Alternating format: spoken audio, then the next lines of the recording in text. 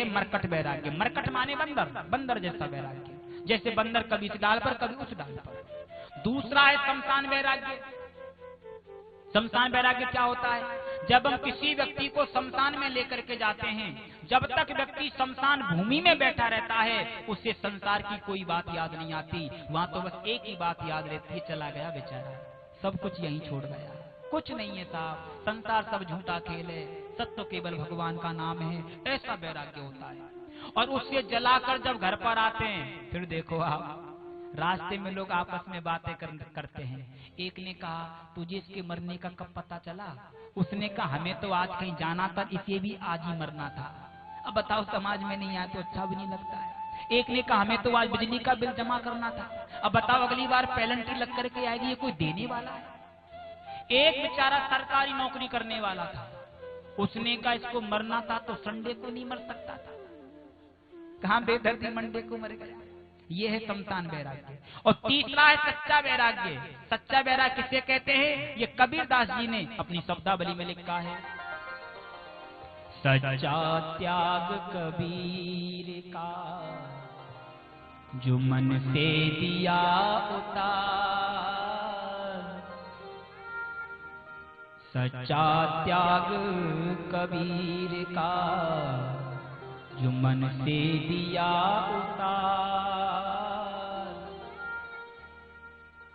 सच्चा त्याग कबीर का मन से दिया उतार, सत्संग में ला गया वो डूब गया मझधार, कबीरा डूब गया मझधार। वास्तविक त्याग भीतर से होता है। भीतर होने वाला त्याग ऊपर प्रस्फुटित हो जाए, उसी का नाम संन्यास है। उद्धव ने कहा प्रभु मान लो मैंने त्याग दिया संसार और मैंने संन्यास धारण कर लिया, संन्यास धर्म का पालन करते मुझे संसार में कैसे रहना चाहिए? भगवान ने कहा उद्धव जो प्रश्न तुमने किया है यही प्रश्न हमारे पूर्वज यदु महाराज ने संत से किया। यदु महाराज घूमने के लिए गए, जंगल में मोटे ताजे संत को लेटे देखा जिनका नाम था श्री दत्तात्रेय जी महाराज। यदु ने कहा महाराज आप क्या खाते हैं क्या पीते हैं, इतने मोटे ताजे कैसे हो रहे हैं? दत्तात्रेय जी ने कहा राजन मैंने मेरे जीवन में 24 गुरु बनाए हैं। आइए दत्तात्रेय जी के जीवन से 24 शिक्षा मिलती है, समय तो नहीं है पर मैं 2-5 गुरुओं का वर्णन यहाँ करना चाहता हूँ। दत्तात्रेय जी महाराज ने कहा राजन मेरे जीवन का प्रथम गुरु है पृथ्वी। पृथ्वी से क्या सीखा? सहन शक्ति। पृथ्वी के ऊपर मल मूत्र गंदगी फैलाते हैं, कचरा डालते हैं, जमीन में गड्ढा खोदते हैं। पृथ्वी ने आज तक हमें से कुछ कहा, इसका किराया मांगा? कितनी सहन कर सकती है? तो इंसान के अंदर भी पृथ्वी की तरह सहन शक्ति का होना बहुत जरूरी है। ये मैंने भूमि से शिक्षा प्राप्त की। अगला गुरु मैंने बनाया वायु को, हवा को। हवा चलती बहुत तेज है लेकिन दिखाई नहीं देती। इसी प्रकार संत अपने प्रवचन से समाज का कल्याण तो करे, पर संत कभी ये ना चाहे दुनिया मुझे पहचाने मेरी वाह करे। ऐसा त्याग में जीवन संत को जीना चाहिए। ये मैंने वायु से शिक्षा प्राप्त की है। और राजन अगला गुरु मैंने बनाया अग्नि को। अग्नि से क्या सीखा? संत को ज्ञानवान तो होना चाहिए और ज्ञान संपन्न संत ही समाज का कल्याण कर सकता है, क्योंकि ज्ञान रूपी अग्नि में समस्त कर्म जल करके राख होते हैं, तब जाकर के मनुष्य का कल्याण होता है। अगला गुरु मैंने बनाया जल को। जल से क्या सीखा? ऐसी वाणी बोलिए मन का आपा खोए, औरन को शीतल करे आप शीतल हो ये कबीरा आप शीतल हो। जल का मतलब शीतल। जल को मर्जी आए उतना गर्म कर दो, समय आने पर अपने आप ठंडा हो जाएगा। अपने मुख से सामने वाले के लिए कभी ऐसे शब्द मत बोलो जो स्वयं के लिए बुरे लगते हों। ये मैंने जल से शिक्षा प्राप्त की है। और राजन अगला गुरु मैंने बनाया चंद्रमा को। चंद्रमा से क्या सीखा? प्रतिपदा के दिन चंद्रमा छोटा, दूज को और बड़ा, तीज को और बड़ा, और पूर्णिमा आते आते चंद्रमा पूरा गोल हो जाता है। जबकि चंद्रमा कभी छोटा होता ना कभी बड़ा होता, उसकी कलाएं छोटी होती हैं, कलाएं बड़ी होती हैं। इसी प्रकार हमारा शरीर जन्म लेता है मरता है, आत्मा ना जन्म लेती है ना मरती है। ये मैंने चंद्रमा से शिक्षा प्राप्त की। और राजन अगला गुरु मैंने बनाया सूर्य को। सूर्य से क्या सीखा? इंसान की दृष्टि सूर्य जैसी होनी चाहिए। सूर्य कभी ये नहीं देखता ये गरीब का मकान है, अमीर का मकान है, ये गंदी जगह है, ये स्वच्छ जगह है। उसे प्रकाश देने से मतलब वो सब जगह एक दृष्टि से प्रकाश देता है। तो इंसान की दृष्टि में भेदभाव नहीं होना चाहिए, ये मैंने सूर्य से शिक्षा प्राप्त की है। और राजन अगला गुरु मैंने बनाया मधुमक्खी को। मधुमक्खी से क्या सीखा? मधुमक्खी ना जाने कहां कहां से शहद ला करके इकट्ठा करती है, ना खुद खाती है ना बच्चों को खाने देती है। दूसरा व्यक्ति आएगा, कुछ उपाय करेगा, सारे शहद को बाल्टी भर करके ले जाएगा। मेहनत किसी ने की, परिश्रम किसी ने किया, आनंद कोई तीसरा ले गया। तो मधुमक्खी से सीखने को क्या मिलता है? इंसान को कभी ज्यादा धन इकट्ठा नहीं करना चाहिए। इंसान अगर ज्यादा धन इकट्ठा करेगा, उसका सारा समय उसकी रखवाली करने में निकल जाएगा, फिर वो भगवान का भजन कब करेगा? इसलिए जरूरत से ज्यादा धन परमात्मा ने हमें दिया है, उससे हमें धर्म में लगा देना चाहिए, दीन दुखियों की सेवा में लगा देना चाहिए। ये हमें मधुमक्खी से सीखने को मिलता है। और राजन अगला गुरु मैंने बनाया कबूतर को, पक्षी को। पक्षी से क्या सीखा? एक कबूतर अपनी पत्नी को लेकर बच्चों को छोड़कर जंगल में चुग्गा लेने गया। पीछे से बहेलिया आया, उनके बच्चों को जाल में फांस लिया। कबूतर उसकी पत्नी लौट करके आए, देखा बच्चे जाल में बंद थे। पत्नी ने सोचा बच्चे जाल में बंद है तो मैं बाहर अकेली क्या करूंगी। बच्चों के मुंह में आकर पत्नी भी जाल में चली गई। कबूतर ने सोचा पत्नी बच्चे सब जाल में बंद हो गए, मैं अकेला क्या करूंगा, और कबूतर भी जाल में फंस गया। तो सीखने को क्या मिलता है? अगर गृहस्थी के प्रति यदि आकर्षण व्यक्ति करेगा तो कबूतर की तरह मोह माया के जाल में वो फंस जाएगा, फिर वो भगवान का भजन कब करेगा? ये मैंने कबूतर से शिक्षा प्राप्त की है। और वर्णन करते करते दत्तात्रेय जी महाराज कहते, राजन अंतिम गुरु मैंने अपने शरीर को बनाया। शरीर से क्या शिक्षा मिली? तो ये शरीर हमें शिक्षा दे रहा है, 5 मिनट पहले मैं जैसा था वैसा अब नहीं हूं, और जैसा इस वक्त हूं ऐसा मैं 5 मिनट बाद नहीं रहूंगा। मैं शरीर नहीं, मैं आत्मा हूं। शरीर मरता है, जन्म लेता है, आत्मा ना मरती है, जन्म लेती है। ये मैंने शरीर से शिक्षा प्राप्त की है। दत्तात्रेय के चरणों में यदु ने बार बार प्रणाम किया। भगवान श्री कृष्ण उद्धव से कहते हैं, उद्धव संत के जो लक्षण हैं वो मैंने तुम्हें बता दिए।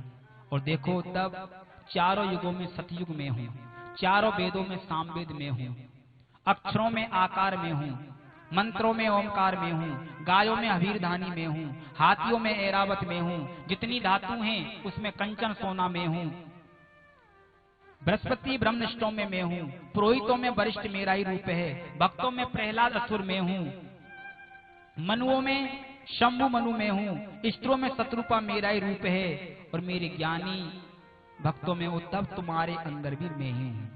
सुनना क्या है? सुनने के बाद तुम पुण्य उसका चिंतन करो। ये संसार क्या है?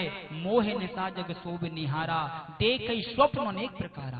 सोते हुए हम ना जाने कितने प्रकार के स्वप्न देखते हैं उद्धव, लेकिन स्वप्न कभी सच नहीं होते। ये संसार जो है स्वप्न की तरह है, सत्य तो केवल मैं हूँ, मेरा नाम सत्य है, जगत तो मिथ्या है। उद्धव ने भगवान के चरणों में प्रणाम किया और बद्री का आश्रम चले गए। भगवान श्री कृष्ण मौन हो गए। यदुवंशियों की बुद्धि बिगड़ गई। लिखता है, जाको प्रभु दारुण दुख देही, ताकि मति पहले हर लेई। भगवान जिसको दुख देता है उसकी बुद्धि को पहले बिगाड़ देता है। भगवान के पुत्रों की बुद्धि बिगड़ गई, मंदिरा का पान कर लिया, आपस में तलवारें चलने लगी। कृष्ण बलराम जी समझाने के लिए गए, भगवान के पुत्र भगवान को ही मारने के लिए दौड़े। भगवान ने कहा, दाऊ भैया अब इनका अंत समय आ गया। दोनों भाई एक पर्वत पर जाकर चढ़ गए। लड़ते लड़ते यदुवंशी बालक समुद्र किनारे आ गए। मूसल को घिस करके समुद्र में बहाया था। मूसल का अंश लहरों के साथ किनारे पे आकर इकट्ठा हो गया, और मूसल के अंश से एर नाम की घास समुद्र किनारे खड़ी हो गई, जिसको देसी भाषा में कहते सरकंडे, जिसकी धार तलवार जैसी होती थी। यदुवंशी बालक उस घास को उखाड़ते एक दूसरे पे वार करने लगे। 99 लाख से ज्यादा जिनका परिवार था, सारा यदुवंश आपस में लड़कर के समाप्त हो गया। बलराम जी महाराज ने भगवान के चरणों में प्रणाम किया, शेष का रूप धारण किया और क्षीर सागर में चले गए। भगवान श्री कृष्ण एक पीपल के पेड़ के नीचे एक चरण पे दूसरा चरण रख करके लेटे हुए थे। उसी वन में वो बहेलिया घूम रहा था। कौन? जो मछली के पेट से लोहे का टुकड़ा निकला था, जिसने अपने बाण के आगे लगा रखा था। बहेलिया ने देखा भगवान के चरणों में पद्म चमक रहा था। बहेलिया ने सोचा कोई हिरण बैठा है, हिरण समझ करके बाण छोड़ा, भगवान के तलुए में जाकर के लगा। बहेलिया को जब पता चला तो रोने लगा, प्रभु मुझसे बहुत बड़ा अपराध हुआ है, मुझे क्षमा कर दो। भगवान ने कहा, बहेलिया तेरा कोई दोष नहीं है, जो हुआ है सब मेरी इच्छा से हुआ है। पूर्व जन्म में तू बाली था, मैं राम था, मैंने तुझे छुप करके बाण मार दिया, आज तूने मुझे छुप करके बाण मार दिया, तेरा मेरा हिसाब बराबर हो गया। इतने में अर्जुन आए, प्रभु आपकी ये दशा किसने बिगाड़ी? भगवान ने कहा, अर्जुन मेरे पास ज्यादा वक्त नहीं है, शीघ्र द्वारिका जाओ, जितनी हमारी पत्नियां हैं उनको लेकर श्री धाम वृंदावन चले जाओ, कुछ दिन राधे रानी के चरणों में रहेंगे, उनका कल्याण होगा। अर्जुन द्वारिका गए, भगवान की पत्नियों को द्वारिका से वृंदावन लेकर के जा रहे थे।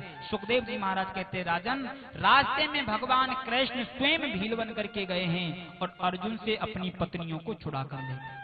भगवान अर्जुन को यह कहना चाहते हैं, अर्जुन तेरा जो गांडीव है वो मेरी शक्ति से चलता है, मेरे बिना तेरा गांडीव भी किसी काम का नहीं। तभी तो कहा है समय समय की बात है, समय बड़ा बलवान, भीलन लूटी गोपिका वही अर्जुन वही बाण, अर्जुन कुछ कर ना पाए। इतने में दारुक नाम का सारथी आया, जिसने सारे जीवन भगवान के रथ को चलाया। भगवान ने कहा, दारुक आप द्वारिका जाओ, 2-5 यदुवंशी बालक बच्चे हों उनसे जाकर के कह दो आज के 7वें दिन ये द्वारिका समुद्र में डूब जाएगी, शीघ्र से खाली कर दे। भगवान मौन हो गए। आकाश में सारे देवता आकर के विराजमान हो गए। ब्रह्मा जी ने कहा, देवताओं अब ध्यान लगा करके देखना, परमात्मा इस धराधाम को छोड़कर जाने वाले हैं। सारे देवता टकटकी लगा कर देखते रहे और भगवान किसी को नजर नहीं आए। देखते ही देखते भगवान धराधाम को छोड़कर अंतर्ध्यान हो गए। बोले वृंदावन बिहारी लाल की। सुखदेव जी महाराज कहते, राजन भगवान धराधाम को छोड़कर कहीं दूर नहीं गए हैं, अपने तेज को लेकर श्रीमद् भागवत महापुराण में प्रवेश कर गए हैं। तो भागवत कोई किताब नहीं है, कोई पोथी नहीं है, ये भगवान श्री कृष्ण का वाङ्मय स्वरूप है श्रीमद् भागवत महापुराण। इसके श्रवण मात्र से मनुष्य का कल्याण हो जाता है। सुखदेव जी महाराज कहते, राजन भगवान के जाने के बाद में कलयुग आएगा और कलयुग में बड़े बड़े दुर्गुण होंगे, ढोंगी संत होंगे, ढोंगी ब्राह्मण होंगे, कन्याओं का विक्रय होगा। जो आज हो रहा है ये वेद व्यास महाराज पहले लिखते हैं। आइए थोड़ा सा चिंतन हम कलयुग के बारे में करते हैं। वो क्या बताऊं जमाने की हालत, क्या बताऊं जमाने की हालत, कुछ कहने में आता नहीं है, नहीं है कुछ कहने में आता नहीं है। क्या बताऊं जमाने की हालत, क्या बताऊं जमाने की हालत, कुछ कहने में आता नहीं है, नहीं है कुछ कहने में आता नहीं है। क्या हालत है कलयुग में? कपड़ा पहने लिए तेरी कट के, कपड़ा पहने लिए तेरी कट के, कपड़ा पहने लिए तेरी कट के, कपड़ा पहने लिए तेरी कट के, सर पे बाल रखे हैं पिकट के, वो सर पे बाल रखे हैं पिकट के। ये कलयुग की विशेषता है। कलयुग का बेटा जब घर से बाहर निकलता है तो बन ठन करके निकलता है। घर में चाहे चूहे रोज एकादशी का व्रत करते हो, पर दुनिया वालों के सामने तो ऐसे जाएगा जैसे करोड़पति बाप का बेटा क्या आ रहा है। वो जेब में हाथ डाला तो देखा, वो जेब में हाथ डाला तो देखा, क्या देखा? बीड़ी पीने को पैसा नहीं है, नहीं है बीड़ी पीने को पैसा नहीं है। वो क्या बताऊं जमाने की हालत, वो क्या बताऊं जमाने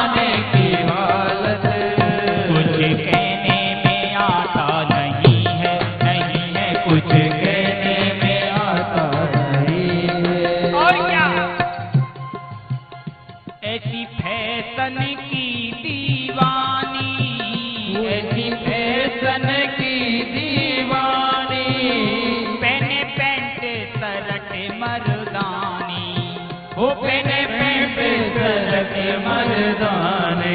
आज हर माता पिता इस बात को जानते हैं कि बेटी ने जो कपड़े पहन रखे हैं ये घर से बाहर जाने के लायक नहीं है। फिर भी माता पिता बेटियों से कुछ कहते नहीं है। अगर माता पिता चाहें तो बेटियों की हिम्मत नहीं है जो ऐसे कपड़े पहन करके बाहर निकल जाए।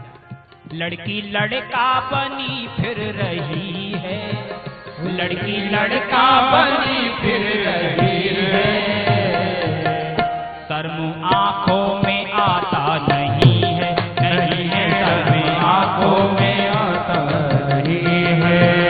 क्या बताऊं जमाने की हालत, क्या बताऊं जमाने की हालत, कुछ कहने में आता नहीं है, नहीं है कुछ कहने में आता नहीं है। अंतिम 2 लाइन आप सभी माताओं के लिए।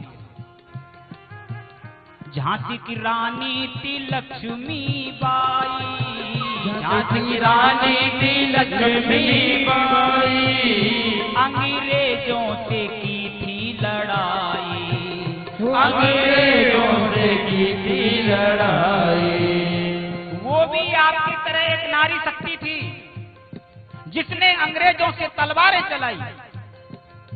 हो अब क्या पकड़ेंगी ये तलवारें, अब क्या पकड़ेंगी ये तलवारें, क्यों?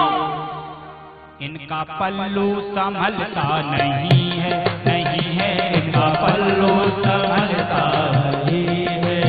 वो अब क्या पकड़ेंगी ये तलवारें, अब क्या पकड़ेंगी ये तलवारें, इनका पल्लू संभलता नहीं है, नहीं है इनका पल्लू संभलता नहीं है, नहीं है इसका पल्लू संभलता नहीं है। 10 मिनट की कथा है।